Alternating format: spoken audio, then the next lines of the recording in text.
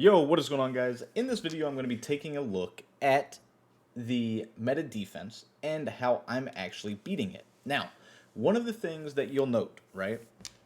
If you're looking on my play call screen right now, you'll notice that I have no shotgun, no single back. That means I am in the pistol playbook. Pistol offers a couple different unique perks that I'm not really going to get into specifically in this video, but what I've done is I've built my entire offense out of this pistol playbook. Now, in the last video, you guys saw me break down pistol bunch tight end, or a play out of it. Pistol bunch tight end is also in this book. However, it does not have curl flat. It does have a couple other plays that I really like.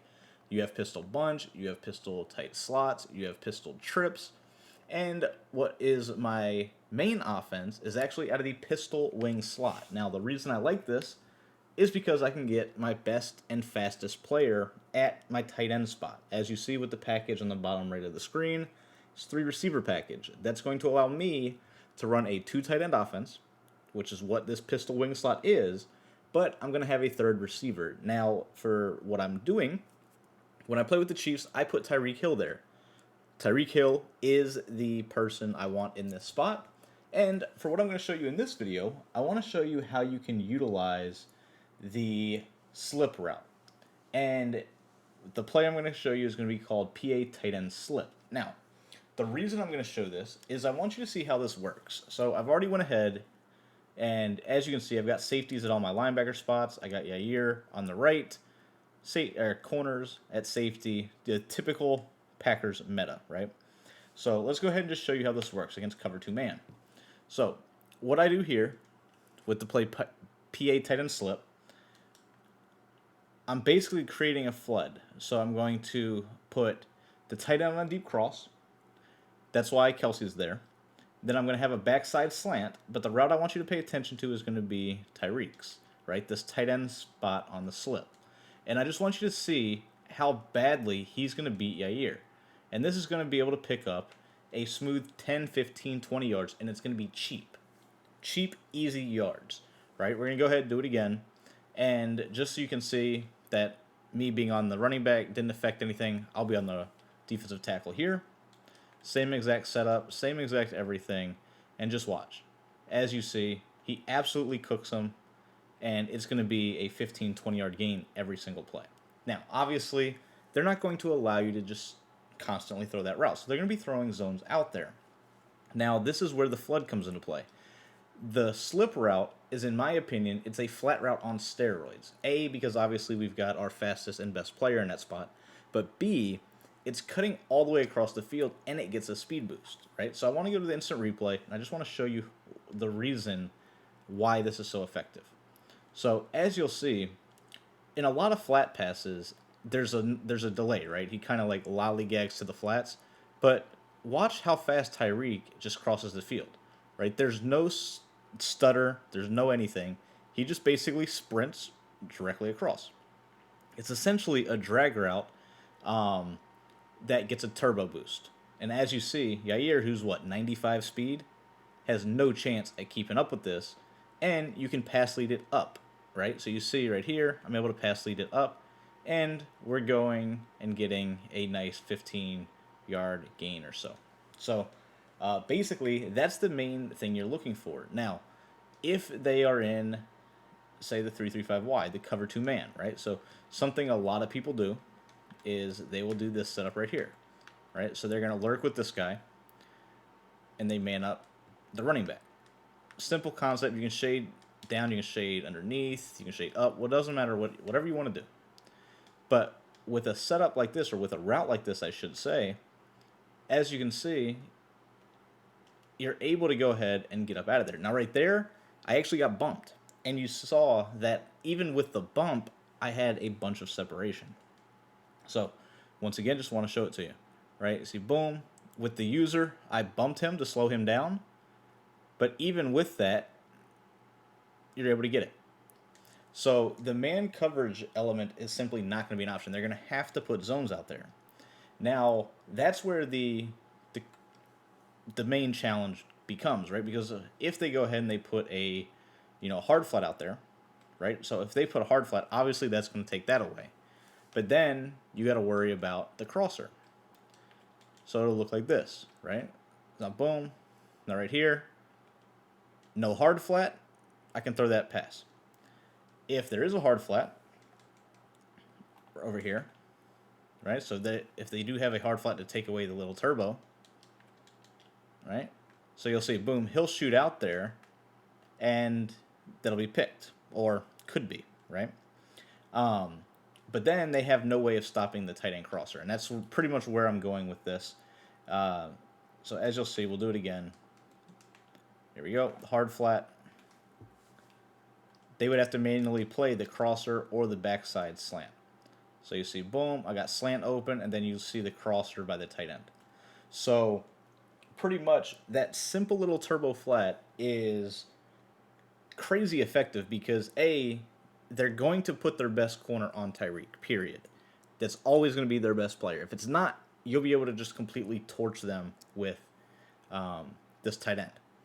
And even to get into the whole scheme, you'll be able to torch them regardless with that tight end spot. But in this particular play, you're basically forcing them to not have any real purpose in their man coverage. So, say you put him into a purple, trying to take away the deep crosser. Now you've got the backside flat that you can throw, and as you can see, you can't pick up 15, 20, but you can still pick up that 5, 10, 15-yard gain pretty consistently. So it's going to force a hard flat to that side of the field, or to go manually play it. Now, if they like to blitz, right? So let me go ahead and show you this. So a lot of people do this concept right here, right, where they're basically blitzing everybody. Double A gap 3-3-5 wide. It's stuff along those lines. This is once again another one of those cheap plays that you can just abuse because you have the flat and you have the tight end slip on the flat, and then you have the backside crosser, right? So you see this right here. Once again, if you blitz crib, as you can see, it's going to be a touchdown because the outside corner is not going to be able to play him. So just to show you that, a lot of people still struggle with the double A gap concept, right?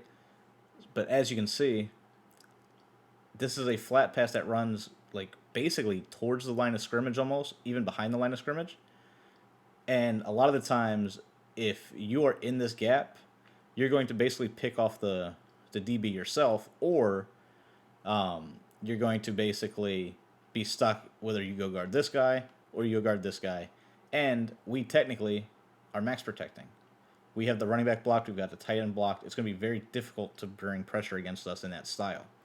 So, quick, simple, easy, effective route that I don't think anybody else has touched on, and that's why I wanted to bring it to you. Now, last thing we're going to talk about with this concept is people that like to double flat, right? So if they were to come down, and I'm going to set the correct zone drops so you can see, right? So if they were to come out, do the typical zone drops where they're doing 25, 5, and then 10, right? That's your pretty standard. Some people go 20, most people go 25.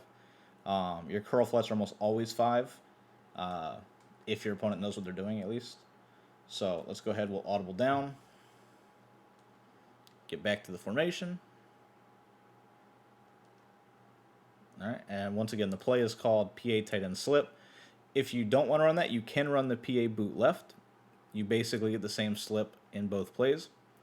So there we go, PA tight end slip for mine. Now, if we were to audible down and do the double flat, right? So this is what it would look like. You got your dual flats, right? Both sides. User's going to guard the middle of the field. Now, this is where that tight end comes into play, right? So you see, boom, he shoots out, boom. Now you can just cut up. Now that was the whole point of this was the tight end runs behind the line of scrimmage. So somebody that is dual flatting, as you just saw, right? They're going to get out there too quick. So he's not a hard flat. He's at that 5-yard mark, right? So he's going to drift a little bit slower than even a 0 hard flat. But the fact that he's drifting so far out here takes him out of the play for you to simply quick throw a bullet pass right here. And then you can actually even truck up the field. You can do the air truck up the field in a lot of cases. So we'll go ahead and do it again. All right, there we go. Same concept.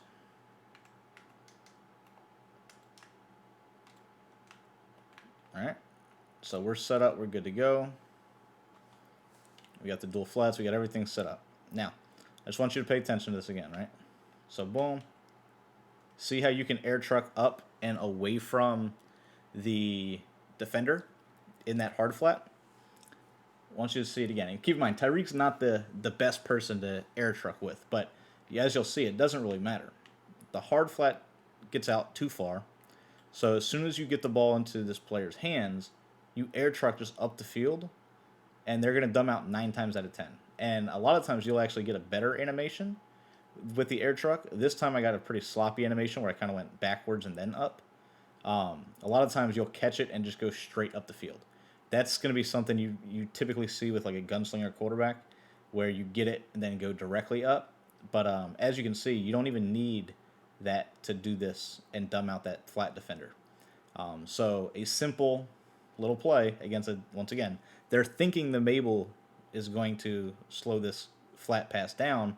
And in all reality, not only do they have 2 routes to guard over the middle of the field themselves, even their flats aren't actually guarded the way that they probably think they are. As you see, you can dumb it out pretty easy.